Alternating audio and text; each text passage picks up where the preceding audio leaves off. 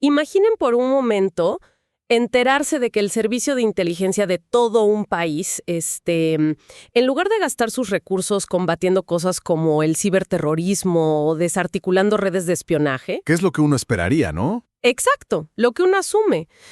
Pues no, resulta que usaron esos recursos en castrar químicamente a su propio jefe de Estado. Es una locura. O sea, literalmente inyectando bloqueadores de testosterona y hormonas femeninas al monarca porque, bueno, su líbido estaba tan descontrolada que ya se consideraba una amenaza directa para la estabilidad de la nación. Sí, a ver, suena a una parodia mala de una novela de espías, la verdad. Totalmente. Pero esa es la asombrosa realidad que rodea al rey emérito de España, Juan Carlos I. El Centro Nacional de Inteligencia, el CNI, tuvo que intervenir, digamos, el propio cuerpo del rey para proteger al país. ¡Wow! Y eso, pues, establece el escenario perfecto para la colisión monumental que vamos a explorar hoy en nuestro análisis a fondo.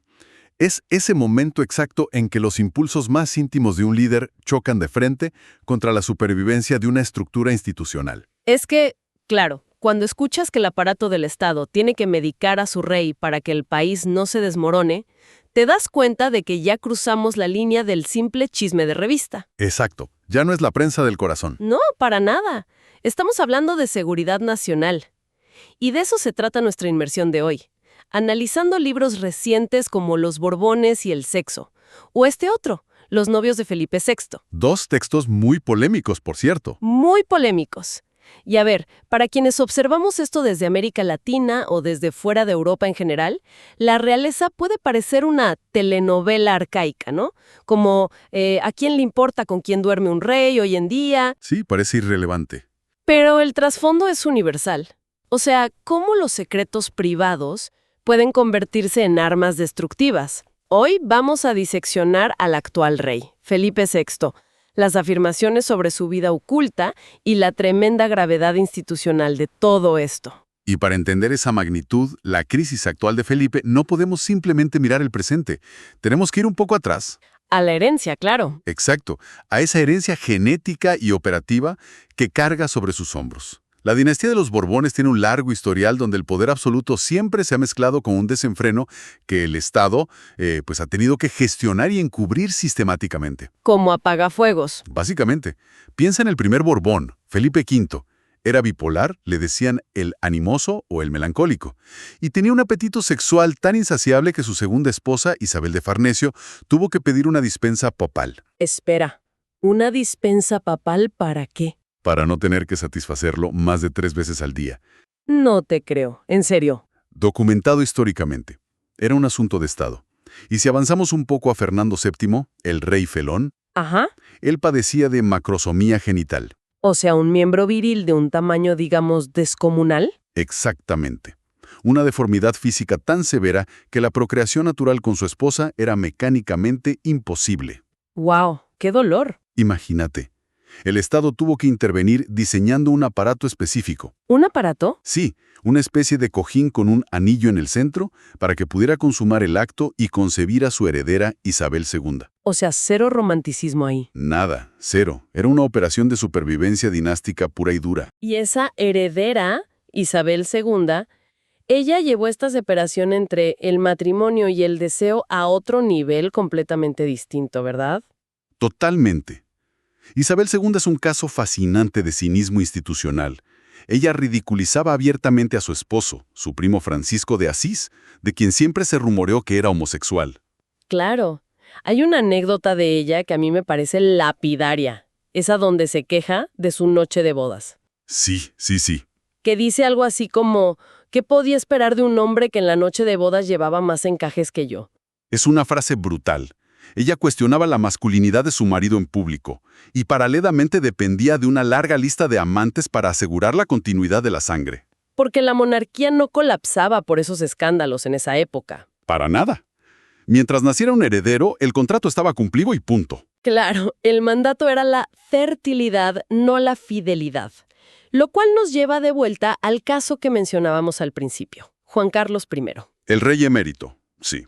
Las investigaciones públicas y los biógrafos han arrojado cifras que son, asombrosas sobre su vida paralela. Llegan a mencionar hasta 5,000 amantes a lo largo de su reinado. Una barbaridad. A ver, detengámonos ahí un segundo. 5,000 amantes. O sea, matemáticamente, logísticamente, Suena imposible. suena a una exageración total diseñada para vender libros sensacionalistas. Porque si hacemos el cálculo, estamos hablando de una persona nueva cada par de días durante décadas. Sí, es una cifra que desafía un poco el sentido común. Pero el debate no debería centrarse en si fueron 5,000, 500 o 50. Ok, ¿cuál es el punto entonces? Lo verdaderamente escalofriante es la logística real que requirió ese estilo de vida. El Servicio de Inteligencia del Estado, el CNI, funcionaba a efectos prácticos como una agencia de encubrimiento. Usando dinero público, asumo. Por supuesto. Utilizaban fondos públicos para pagar silencios, gestionaban agendas clandestinas, neutralizaban amenazas en los medios. Toda la maquinaria del Estado readaptada para limpiar los desastres de Alcoba del Rey. Es como heredar una empresa familiar que lleva siglos en los titulares por escándalos. Y de repente tienes que hacer un rediseño de marca para parecer una corporación aburrida y predecible. Exacto, y ahí radica el giro fundamental hacia la modernidad, porque en el siglo XIX la supervivencia de la corona era estrictamente biológica. Procrea y haz lo que quieras a puerta cerrada. Claro, Pero hoy, en el siglo XXI, la supervivencia de la corona es estrictamente un asunto de relaciones públicas. ya no necesitan al rey para liderar ejércitos. No, ni para redactar leyes. Lo necesitan exclusivamente como un símbolo inquebrantable de moralidad y de estabilidad familiar. Lo cual nos lleva al gran paradigma moderno, a Felipe VI. ¿El actual rey? Él fue diseñado casi desde la cuna para ser la antítesis de todo ese caos histórico de su padre y sus abuelos. O sea, se construyó una imagen de perfección clínica en torno a él. Muy pulcro, muy disciplinado. Exacto. Las fuentes mencionan una anécdota muy reveladora sobre sus años de formación en el buque escuela de la Armada.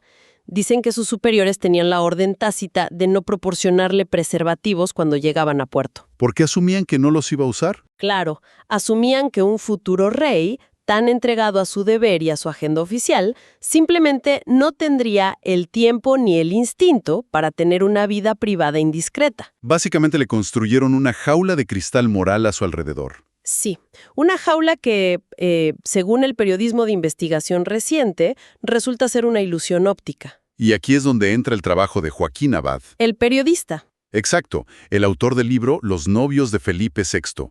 Él lanza una bomba contra toda esa narrativa de perfección. Sus investigaciones no solo sugieren que Felipe ha mantenido una doble vida durante décadas, sino que apuntan directamente a una clara predilección por los hombres. Y las fuentes no hablan de rumores anónimos o vagos, ¿cierto? No. Abad nombra a figuras de muy alto perfil público. Menciona amistades íntimas y supuestos vínculos con cantantes como Miguel Bosé, Alejandro Sanz o el diseñador Lorenzo Caprile. Nombres pesados. Sí, y destaca particularmente a Álvaro Fuster, que es su amigo incondicional, testigo de su boda, y cuyo hijo es ahijado del rey.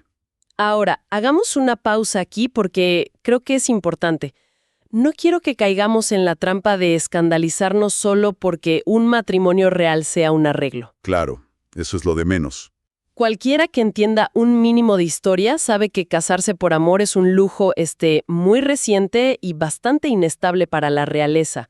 Empecemos desde la base de que los matrimonios de Estado son contratos. Siempre lo han sido. Si Felipe y Leticia tienen un pacto privado, si ambos acordaron llevar vidas separadas de puertas para adentro, pues bien por ellos, son dos adultos. La verdadera pregunta, la que tenemos que hacernos es, ¿por qué debería importarle a la sociedad civil los términos de ese acuerdo? Es una excelente pregunta. Porque podría parecer un asunto estrictamente privado, ¿verdad? Totalmente. Pero el problema es el contrato social que justifica la existencia de la monarquía hoy. Una casa real no puede pedir inmunidad legal y presupuestos millonarios argumentando que su vida es privada. Su única moneda de cambio es la ejemplaridad. Venden la ilusión de la familia tradicional perfecta. Exacto. Y si esa fundación es en realidad un montaje corporativo sostenido por mentiras de Estado, pues la institución pierde toda su legitimidad frente a los ciudadanos. Claro, el crimen no es el arreglo matrimonial.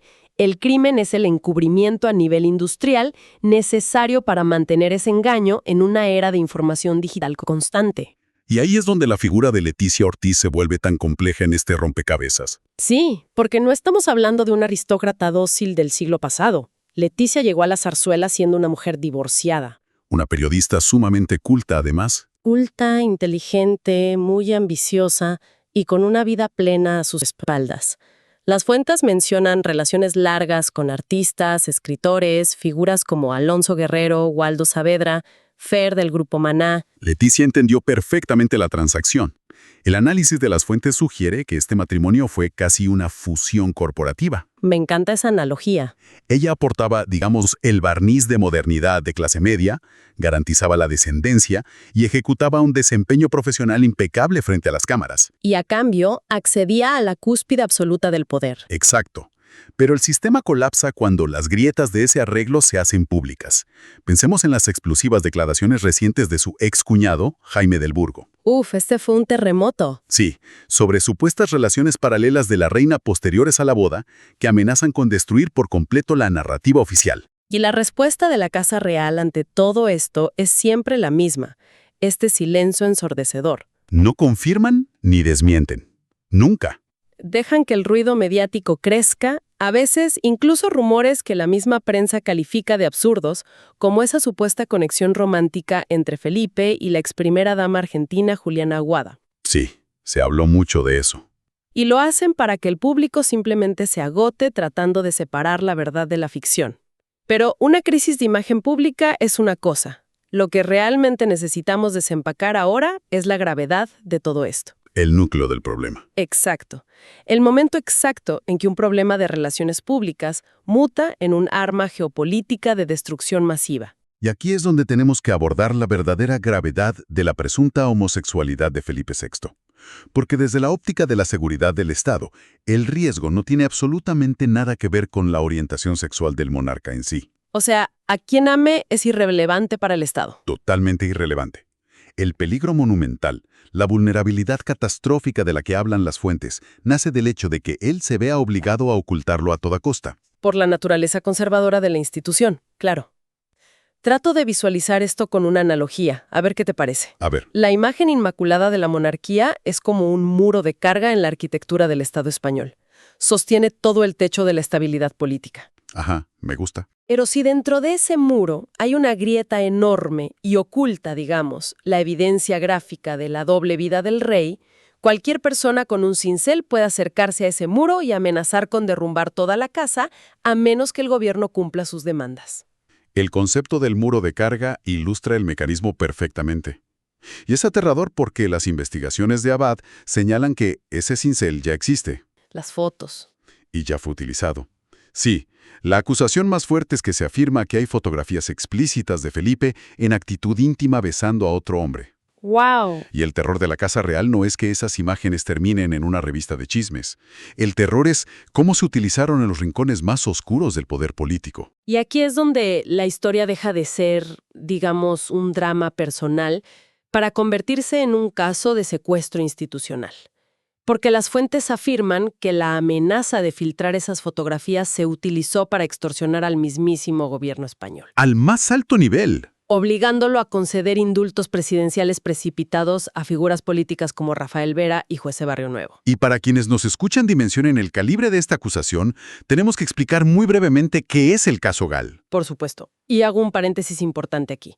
Lo explicamos de manera estrictamente imparcial, basándonos en las fuentes, sin tomar ninguna postura política al respecto. Claro. A ver, el caso Gal no fue un simple escándalo de corrupción financiera. Los Gal fueron escuadrones de la muerte ilegales, financiados con fondos reservados del Estado durante los años 80, creados para asesinar a miembros del grupo separatista vasco ETA. Estamos hablando de terrorismo de Estado. Exactamente.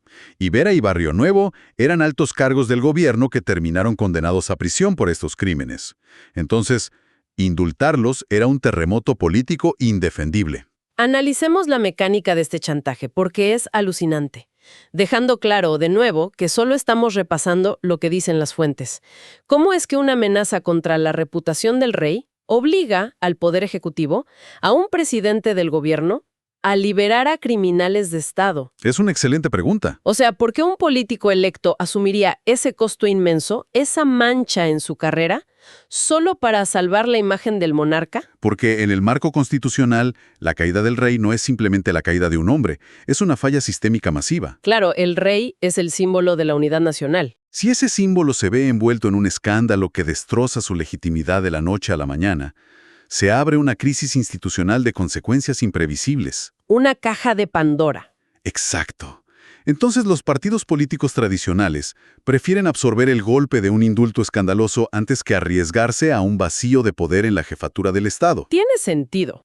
Si un grupo de chantajistas se planta frente al presidente y le dice, o liberas a nuestra gente, o dinamitamos la monarquía publicando estas fotos, pues el gobierno se ve forzado a mover los hilos de la justicia. Eso es francamente aterrador. Lo es. Significa que, en la práctica, si esto es cierto, el monarca no gobierna, pasa a ser un rehén de quienes guardan su secreto. Es como dejar la caja fuerte de un banco abierta. Tal cual. Si cualquier facción política rival, un medio de comunicación sin escrúpulos, o peor aún, una agencia de inteligencia extranjera logra obtener esas pruebas, la soberanía entera del país queda comprometida. Y si conectamos esto con el panorama general, la ironía más trágica de todas es que esta vulnerabilidad es completamente autoinfligida. ¿Cómo así? Pues que el peligro real no es la sexualidad de Felipe. El peligro es vivir en un sistema, en un país que a pesar de sus inmensos avances sociales, sigue siendo cortesano en sus altas esferas. Y que le exige vivir una farsa. Exacto. Si el rey pudiera abrazar su realidad públicamente y el Estado se lo permitiera, esas fotografías perderían todo su valor de chantaje al instante. Totalmente cierto. Es el propio Estado el que, al obligar a su monarca a la clandestinidad, convierte su intimidad en su mayor brecha de seguridad nacional. Es como si la institución estuviera devorando al individuo desde adentro. Y lo que añade una capa, no sé, casi de fatalismo literario a todo esto, es que el fantasma de la sexualidad oculta y el chantaje ni siquiera es un territorio nuevo para esta familia. Para nada. No tenemos que irnos al siglo XIX con Isabel II. El precedente directo está en el propio árbol genealógico reciente de Felipe. Hablamos de su abuelo materno. El rey Pablo de Grecia. Ese mismo. Sí, el caso del rey Pablo es un espejo fascinante de todo esto. Datos revelados citando un libro a partir de los diarios póstumos del célebre escritor estadounidense Truman Capote documentan que el abuelo de Felipe mantuvo en su juventud una relación profundamente apasionada con un gigolo inglés. Un gigolo inglés. Sí. Y fue un vínculo tan trascendental en su vida que ambos hombres decidieron hacerse tatuajes idénticos justo encima del corazón como una marca de devoción. Un rey europeo de esa época con un tatuaje secreto de su amante sobre el pecho. O sea, los guionistas de Hollywood matarían por una historia así. Es de película. Pero piensen en el impacto psicológico generacional de esto. El rey Pablo es el padre de la reina emérita Sofía, que es la madre de Felipe. Sofía presumiblemente creció, lidiando con esta realidad oculta de su padre toda su vida. Y luego se casa con Juan Carlos. Exacto. Se casa con Juan Carlos, quien la somete a la humillación pública de miles de infidelidades comprobadas. Y ahora, en el ocaso de su vida, tiene que ver cómo su propio hijo está atrapado en una jaula de secretos increíblemente similar. El trauma dinástico es simplemente abrumador. Y eso explica por qué la maquinaria de la Casa Real reacciona como lo hace ante cualquier crisis. Con ese hermetismo absoluto. Sí, su instinto primario es el silencio, porque han sido condicionados por generaciones a creer que cualquier fisura en la ilusión destruirá la corona. Sin embargo, en esta era de transparencia radical, ese silencio de piedra solo amplifica la sospecha de la gente. Es un choque frontal. Es un choque entre la innegable fragilidad humana y una institución que demanda ser venerada como si fuera un ente sobrehumano. Y a fin de cuentas, recapitulando un poco todos estos hilos que hemos tocado, ¿qué nos deja todo esto a nosotros, las personas comunes que intentamos descifrar las noticias del mundo? Una mirada más crítica, espero. Yo creo que la lección más profunda es que en la era de la sobreinformación, entender las debilidades humanas detrás de las figuras de autoridad nos permite leer la política de otra forma. Cuando vemos cambios bruscos, indultos inexplicables, solemos buscar respuestas en estrategias geopolíticas súper sofisticadas. Jugadas de ajedrez en 4D, claro. Exacto. Pero a veces la razón principal es mucho más rudimentaria. A veces las decisiones de Estado se toman simplemente por el pánico visceral a que se abra la puerta de una habitación privada. Totalmente de acuerdo. Detrás de cada protocolo estricto, de cada desfile militar y cada fotografía oficial perfectamente iluminada, hay seres humanos aterrorizados por sus propias vulnerabilidades. Entender eso es indispensable para no ser engañados por la puesta en escena. Y hablando de puestas en escena y de cosas que ocurren fuera del marco de la cámara, quiero lanzar un último dato para dejar la mente trabajando. Un pensamiento final muy provocativo que sale de las fuentes. A ver, Un detalle de la historia de Leticia que no exploramos a fondo, pero que roza lo poético.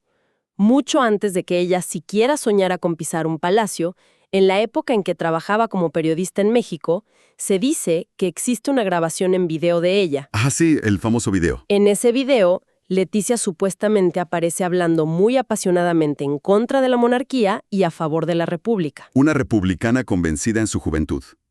Y un video que, de manera muy conveniente, dicen que la televisión española compró con dinero público para destruirlo, asegurándose de que jamás saliera a la luz. Lo cual nos deja con una paradoja brillante para cerrar.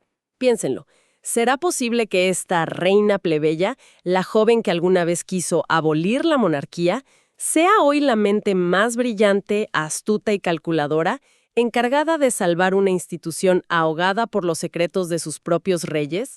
Es una paradoja tremenda. Quizás la única persona capaz de mantener el edificio en pie es la misma que alguna vez quiso derrumbarlo. Entonces, ¿qué significa todo esto? Que siempre hay más por aprender. La próxima vez que vean una foto oficial de un mandatario, piensen en todo lo que ocurre fuera del marco. Sigan cuestionándolo absolutamente todo. Nos encontramos en nuestro próximo análisis a fondo.